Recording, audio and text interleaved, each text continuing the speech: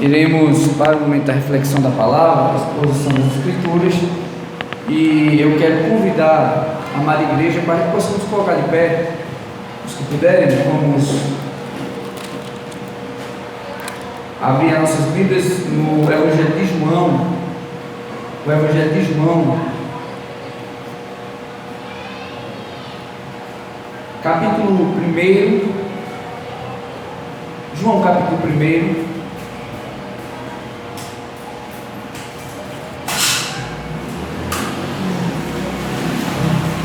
Eu irei fazer a leitura do versículo 29 ao versículo 31.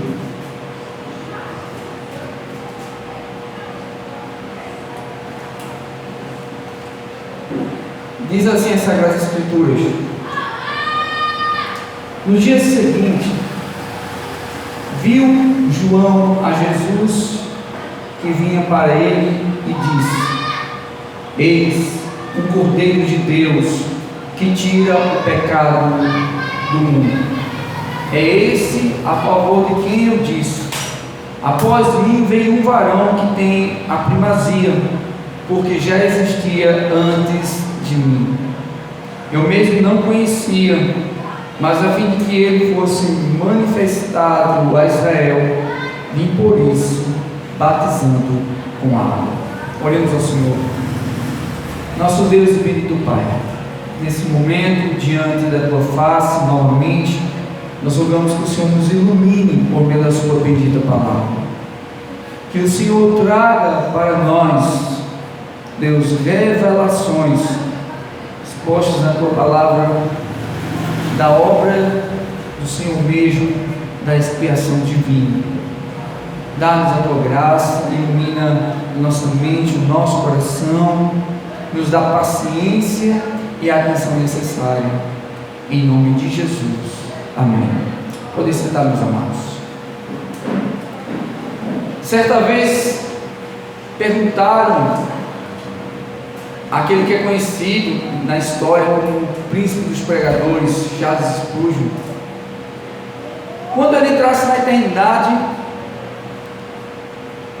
e se fosse dado a ele a incumbência dele pregar por toda a eternidade, o que ele iria fazer? E ele prontamente disse: me dê uma Bíblia e isso basta. Porque por mais que nós possamos ler, ensinar, pregar, nos debruçar sobre a palavra de Deus, ele vai dizer: nós estamos apenas pegando na bainha, como um soldado que tem uma espada, está na bainha, estamos pegando apenas na ponta da bainha, por causa da riqueza, por causa da sua inspiração e porque ela é atemporal. E Spurgeon, ele chegou a provar isso várias vezes. Quando ele estava para inaugurar o templo, o tabernáculo chamado Metropolitano, ali em Londres, ele foi certa vez testar a acústica do templo, e ele fica distante do lugar que seria possivelmente o templo, e ele bate as mãos para ver o eco. Um tempo onde não se usava microfone como nós temos, e ele diz: eis o Cordeiro de Deus que tira o pecado do mundo. Uma pessoa ia passando na frente do templo e escutou o eco, e aquela palavra, esse versículo tocou o coração do homem, de tal maneira que ele entra ali, e ele diz: quem falou isso? Ele diz: essa palavra tocou no meu coração. E ali eles tiveram uma conversa, e o homem entregou a vida a Cristo. Irmãos, tem versículos da palavra de Deus que são considerados pelos estudiosos como pérolas. João 1:1, que foi cantado aqui, mostra a encarnação do Verbo. Quando Deus, ele, em uma analogia, ele desce do seu trono e se faz homem. O Verbo se fez carne e habitou entre nós, cheio de graça e de verdade. João 3,16 é tido como o coração da Bíblia. Deus amou o mundo de tal maneira que deu seu único Filho, para que todo aquele que nele crê não pereça, mas tenha vida eterna. Esse texto que nós acabamos de ler é um desses versículos. Nesse texto tem um desses versículos, que é o versículo 29, especialmente a parte C, quando João diz: eis o Cordeiro de Deus que tira o pecado do mundo. Nós estamos num contexto agora em que as pessoas estão essa semana começando as suas tipo romarias, e agora que foi aberto novamente o espetáculo da paixão. Estava vendo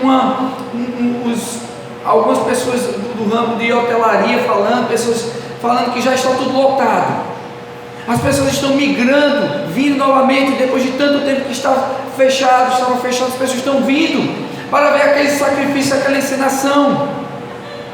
Mas as coisas continuam para muitas pessoas da mesma maneira. Elas vão ver uma encenação. Para muitas pessoas o sacrifício de Jesus, meus amados, é como um exemplo, é como Jesus morreu por uma causa, morreu como um mártir. Ele nos deu um exemplo, como certa pessoa disse, que nós devemos ir pelos nossos objetivos até o fim.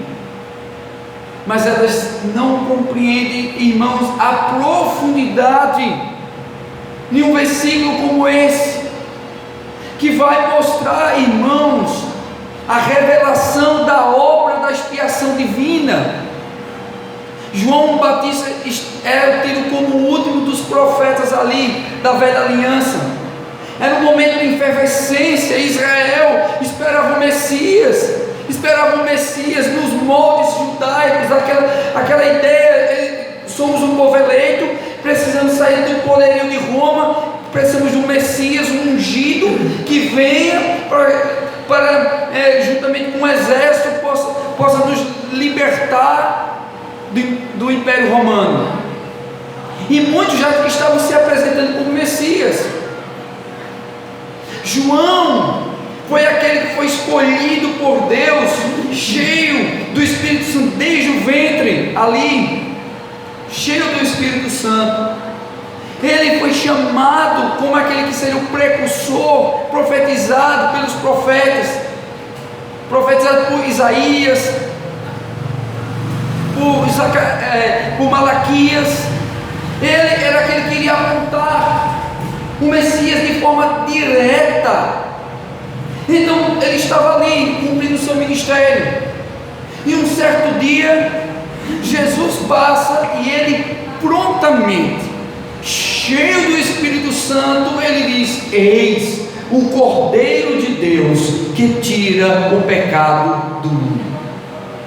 Irmãos, nesse texto, nesse simples versículo de leitura fácil, nós podemos perceber claramente aí, irmãos, a revelação que falta para milhares de pessoas que estão nessa romaria. Revelações que, quando nós lemos e nós nos aprofundamos, ela enche o nosso coração de glória, de alegria. E eu quero me deter nessa noite nessas revelações sobre a obra da expiação divina, e nesse simples versículo, nessa pérola das Escrituras. E a primeira revelação que deve trazer alegria ao nosso coração é que esse versículo ele vai nos mostrar essa obra da expiação divina. Ela tem a ver, irmãos, com uma pessoa, e essa pessoa não é ninguém mais, ninguém menos que Jesus, que ele diz, João Batista, é o Cordeiro de Deus. No dia seguinte, viu João a Jesus que vinha para ele, e ele apontou e disse: eis o Cordeiro de Deus. Para que a gente possa entender, irmãos, essa questão do Cordeiro, nós precisamos nos remontar lá na antiguidade. Uma vez, todos nós pecamos, nós afrontamos a Deus, a autoridade de Deus. Lá do Éden, nós afrontamos ao Senhor, nós desafiamos a Deus. Certo autor vai dizer que nós cuspimos em Deus, você cuspiu em Deus. Antigamente eu pensava que quem tinha feito isso foi Adão, e o que é que eu tenho a ver com isso? Aí certas mulheres diziam, foi Eva que fez, o que é que eu estou pagando uma conta que não tem nada a ver? Aí um dia eu li um livro que mudou toda a minha concepção, falecido Paulo Anglada. Eu li as Antigas Doutrinas da Graça, e ele mostra categoricamente ali explicando que eu não faria diferente, nós não faríamos diferente, nós estávamos em Adão, eu estava em Adão, você estava em Adão, e ele era o nosso representante. O que ele fez foi o que você fez, e você lá não faria diferente. Então nós afrontamos ao Senhor, e como consequência nós trouxemos a morte para nós. Mas Deus, por sua graça e misericórdia, para nós que estamos perdidos, Ele providenciou um meio de salvação. Mas esse meio de salvação, irmãos, não era Ele batendo martelo, inocentando a cada um de nós, porque Deus é justo, Ele não poderia quebrar a sua palavra, Ele tinha que satisfazer a sua própria justiça, e isso era impossível para mim e para você, satisfazer a justiça de um Deus santo. Nós afrontamos ao Senhor a sua justiça, e nós merecíamos a morte. E aí o que é que o Senhor fez? Ele providenciou um meio. E que meio é esse? De satisfazer a sua própria justiça. Ele providenciou o cordeiro. E lá no Éden, quando Adão e Eva estavam ali colocando folhas, o Senhor providenciou a morte ali do animal, para que através da pele daquele animal eles pudessem ser cobertos. Estava mostrando que não é a justiça do homem, não é a forma do homem, mas é a forma de Deus. Não é o ajeitado do homem, mas é por meio do sacrifício que o homem é coberto, é perdoado da sua vergonha. Até o Senhor vir, até o Salvador, o Cordeiro de Deus vir, Deus instituiu de forma substitutiva e de forma tipificando o Cordeiro verdadeiro de Deus. Queria ver quem? O que foi que o Senhor instituiu? Instituiu a morte de animais como um tipo do verdadeiro Cordeiro de Deus, do verdadeiro sacrifício que seria Jesus Cristo. E um dos tipos mais, vamos dizer assim, que apontava de uma forma mais expressiva, era o Cordeiro Pascual. Era um Cordeiro Pascual assim, muito oportuno nesse tempo. A Páscoa, o que quer dizer Páscoa? O termo hebraico de Páscoa quer dizer passar por cima. Ele faz menção, irmãos, ao anjo do Senhor, que naquela noite da última praga estaria passando em todas as casas ali egípcias, em todas as casas, e aí era necessário, foi instituído pelo próprio Deus, a falar ali por Moisés, que teria que ser morto quem? Um animal, teria que ser morto ali um cabrito. De que forma ele iria ser isso? Ele teria que pegar um animal, meus amados irmãos, no dia específico, teria que ser morto esse animal não poderia ter defeito, nem o osso seu deveria ser quebrado, ele teria que ser, esse animal ser morto, ele teria que pegar o seu sangue e aspergir nos umbrais das portas. E aí o que aconteceria, meus amados? Ele teria que ser comido totalmente com ervas amargas, pães asmos. E aí, o que ia acontecer? Quando o anjo do Senhor passasse, que ele visse o sangue ali, nos umbrais das portas, estava dizendo, estava manifestando que houve morte, houve sacrifício em substituição pelo primogênito de cada família ali. Então assim, meus amados, o primogênito não iria morrer. Então o que era isso? Era ali uma tipologia, uma figura, meus amados, do verdadeiro Cordeiro de Deus, que iria vir futuramente em substituição por mim e por você. Então a obra da expiação tem a ver diretamente com uma pessoa. E quem é essa pessoa? Essa pessoa é aquele que João Batista olhou e disse: eis, é ele, Jesus Cristo de Nazaré. Eis o Cordeiro de Deus que tira o pecado do mundo. Ele é maior do que eu, Ele é maior do que um profeta, Ele é a própria profecia encarnada, Ele é o escolhido de Deus, Ele é o Cordeiro que tira, não apenas cobre, não é algo temporário, Ele tira completamente o pecado do mundo. Para os judeus, a Páscoa é celebrar que Deus livrou eles ali daquele momento de escravidão, da ira, da morte do primogênito. Para nós, irmãos, a Páscoa é a celebração que o Cordeiro de Deus, Jesus, Ele morreu para nos libertar, irmãos, da condenação eterna, da ira de Deus que virá sobre todo mundo, mas que Deus, Ele nos livrou, mas não foi nos isentando isentar, é porque Ele derramou a sua ira sobre o Cordeiro dele, Jesus, o seu Filho. Assim, meus amados, a pessoa do Redentor, e ela vinha sendo tipificada antes, de tal forma que Isaías diz que ele foi oprimido, afligido, ele não abriu a sua boca, como um cordeiro, ele foi levado para o matadouro, como uma ovelha diante dos seus tosqueadores. Ela ficou calada, a ovelha de Deus, ele não abriu a sua boca. Jesus foi para a cruz assim, irmãos, de forma mansa e sem reclamar. Agora nesse texto, João diz diante de todos: é Ele, é o Cordeiro de Deus, é o escolhido do Pai, para oferecer o perfeito sacrifício, planejado desde a eternidade e profetizado desde o Éden. Jesus é o Cordeiro de Deus, os fatos são inquestionáveis. O Cordeiro lá na Páscoa deveria ser sem mancha, e Pedro nessa ideia ele vai dizer que Jesus não cometeu pecado algum. O Cordeiro deveria ser macho, Jesus é homem. O Cordeiro não poderia ter nenhum osso seu quebrado. Isso é tremendo, porque no final, na crucificação, no Evangelho de João, vai dizer que um soldado romano, ele vem ali, irmãos, com um instrumento, quebra ali as pernas de um dos ladrões, depois do outro, e quando chega em Jesus, e ele é claro, João, ele diz, para que se cumprisse a profecia, ele pega uma lança e em Jesus de lado ali, ele não quebra um osso. Por quê? Porque o Cordeiro, ele não poderia ter nenhum dos seus ossos quebrados. Ele é o Cordeiro de Deus, meus amados. O Cordeiro tinha que ser sacrificado, morto, e Jesus foi sacrificado por nós. O sangue lá naquele dia, irmãos, que iria passar o anjo do Senhor dele para que livrasse da morte do primogênito, ele que está nos umbrais das portas.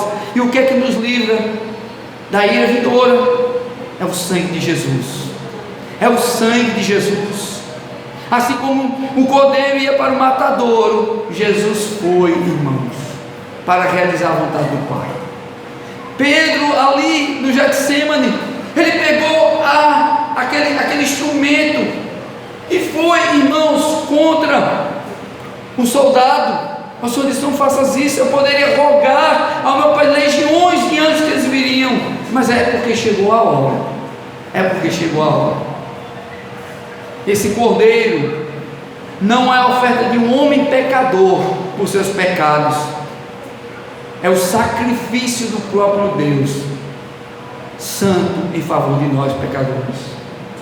Esse cordeiro não é mais um sacrifício de um animal sem defeito. Esse cordeiro é o sacrifício de Deus, que Deus fez por nós. Esse cordeiro não é mais um cordeiro de Israel que deveria ser sacrificado, é o Cordeiro de Deus, imolado desde a eternidade, no plano eterno do Pai.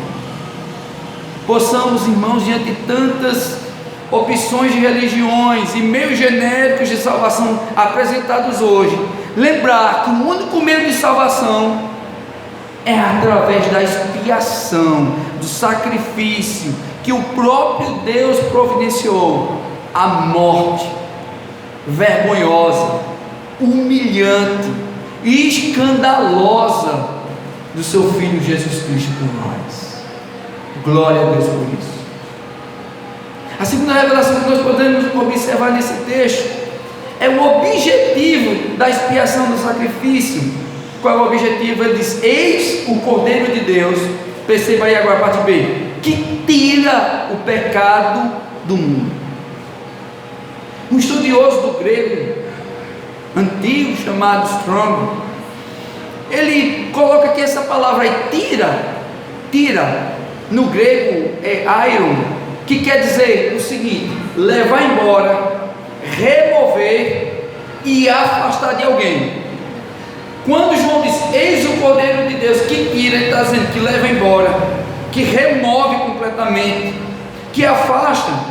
Ou seja, o propósito da expiação é que Deus estava ali, irmãos, através do sacrifício de Jesus, removendo completamente o pecado. Jesus tirou o pecado, Ele removeu, afastou de nós, no sentido, irmãos, que Deus hoje, Ele não olha mais com ira para nós. Não é que nós não pecamos, nós temos o pecado ainda habitando em nós, mas é no sentido, irmãos, que Deus não está mais irado conosco, porque Ele já derramou a sua ira sobre Jesus. Paulo vai dizer em Romanos capítulo 5, que Deus fez a paz com nós, mediante a morte de Jesus Cristo. Temos paz com Deus por meio de Jesus. E nesse sentido, irmãos, Ele tirou sobre nós, irmãos, a condenação, a morte eterna, o inferno, a separação eterna de Deus. Ele fez isso como pastor, nos substituindo na cruz do Calvário. Veja, no dia da Páscoa judaica, o cordeiro era morto, como eu já falei, o seu sangue aspergido nos umbrais das portas. Quem não estivesse com ali o sangue no umbral, haveria morte. O anjo ia derramar a ira dele. Por quê? Porque não houve substituição. Então o pecado não foi removido. A ideia era essa. No Velho Testamento, os sacrifícios cobriam os pecados, mas não perdoavam para sempre. Por isso eles eram constantemente realizados. Cada manhã exigia sacrifício. No tabernáculo, depois no templo, à tarde, eles tinham sacrifícios. De forma que o autor aos Hebreus, ele vai dizer em Hebreus 10:11, todo sacerdote judeu cumpre todos os dias os seus deveres religiosos, em Hebreus 10:11, e oferece muitas vezes os mesmos sacrifícios, mas estes nunca poderão tirar pecados. E aí o que é que acontece? Então veio Jesus, o Cordeiro de Deus, para remover completamente os nossos pecados, de tal forma que agora o autor aos Hebreus, no versículo 12, capítulo 10, no 11 ele fala sobre isso, que ele oferecia todos os dias, mas nunca poderia remover os pecados. Mas no versículo 12 de Hebreus 10, ele diz, porém, Jesus Cristo ofereceu um só sacrifício, para tirar todos os pecados, uma oferta que vale para sempre, e depois Ele subiu e assentou-se ao lado direito de Deus Pai Todo-Poderoso. Assim, quando os pecados são perdoados, que agora através de Jesus, já não há mais necessidade de oferta para tirá-los. Glória a Deus. Não há mais necessidade de oferta para tirar os pecados, porque foi um sacrifício que tem valor eterno.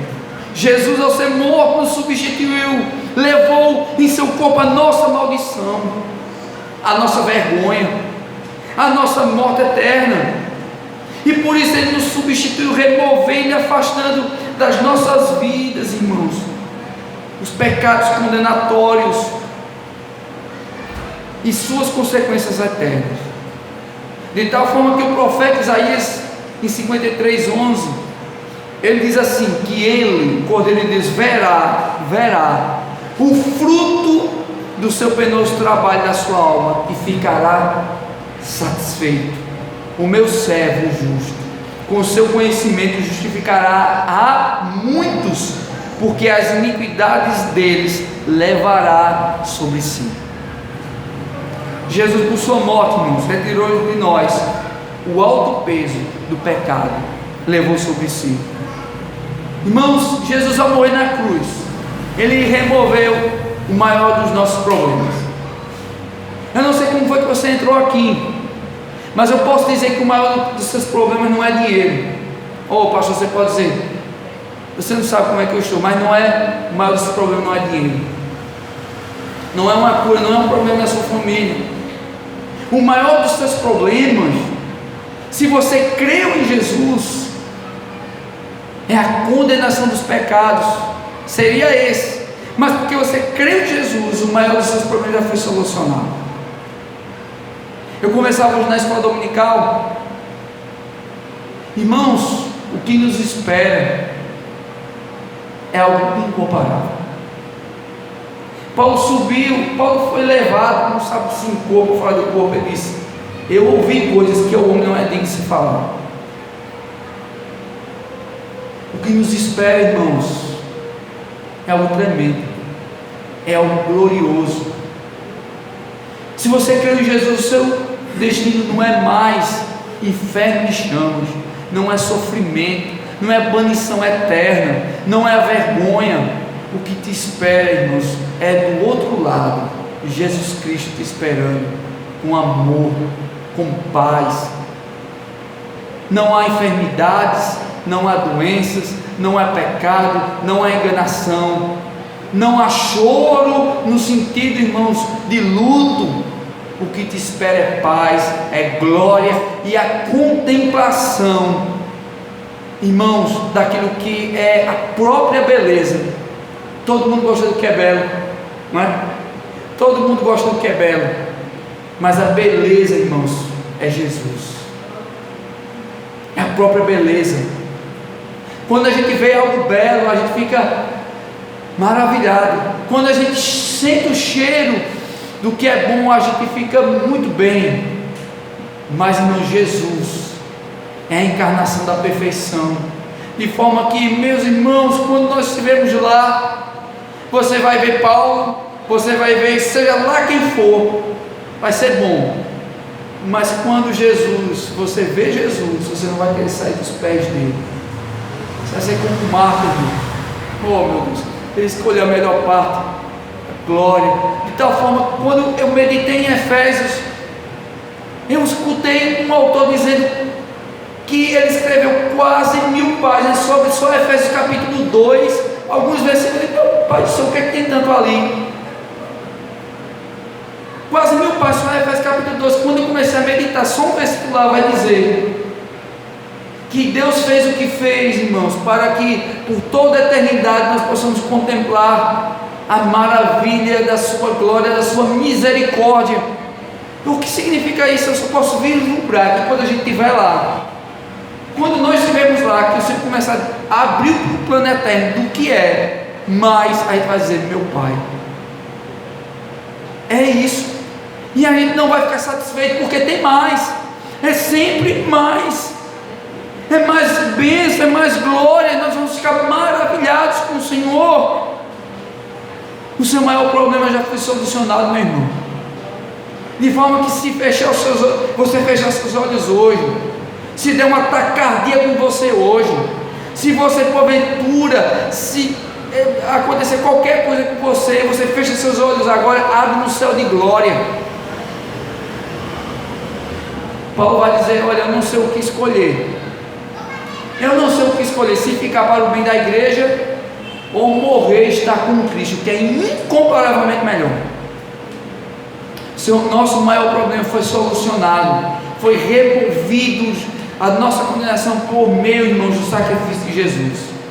Ao Jesus falar, está consumado, foi completado toda a obra de salvação por nós, porque Ele é o Cordeiro de Deus, que tira o pecado do mundo, de forma que já não há mais condenação para os que estão em Cristo Jesus.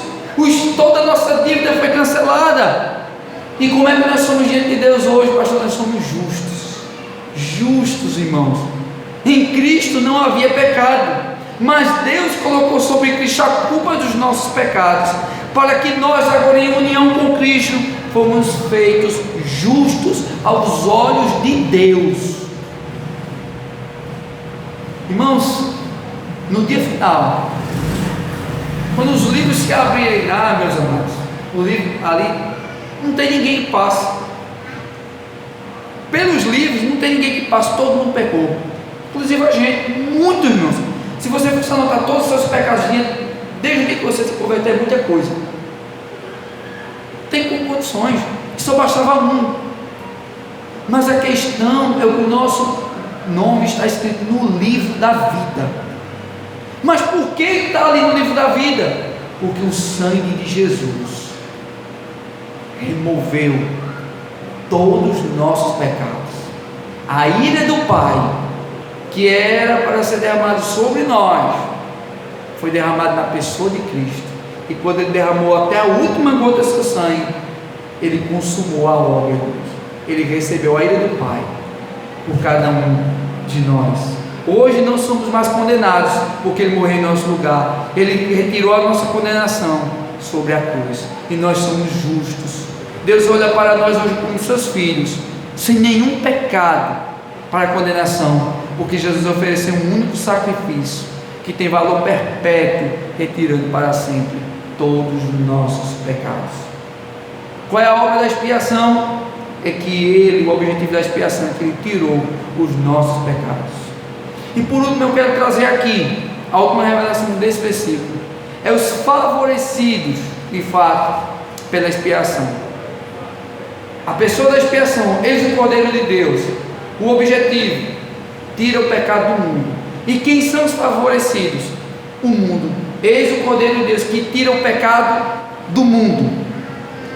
E aqui, meus amados, nós não podemos entender o mundo no sentido de todas as pessoas, sem exceção.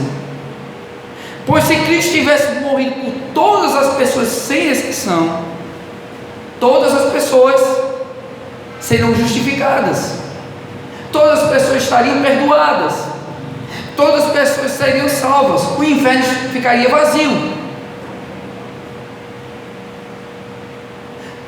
Mas sabemos que milhares não serão salvos, milhares irão para o inferno, pessoas de todas as classes sociais, de todas as idades e de todas as épocas. Mas aqui não se refere a todo mundo sem exceção, mas todo mundo sem distinção. Jesus morreu por pessoas de todos os povos, tribos, línguas e nações. Os judeus pensavam, irmãos, que eles eram os únicos salvos e quem viesse para o judaísmo. Enquanto os judeus pensavam que eles, somente eles eram os escolhidos, Deus revelou que no seu plano eterno, não somente os judeus, mas os gentios receberiam o perdão dos seus pecados.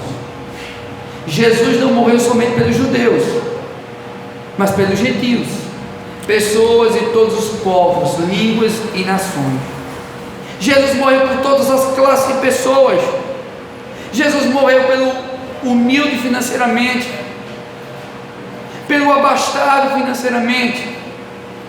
Jesus morreu por aquele que não teve condições de estudar, mas Jesus morreu pelo doutor, pelo cientista. Jesus morreu por todas as classes de pessoas, porque isso foi colocado no seu plano eterno. E Jesus decidiu assim de salvar, porque toda a humanidade é caída, sem condições de voltar à presença dele.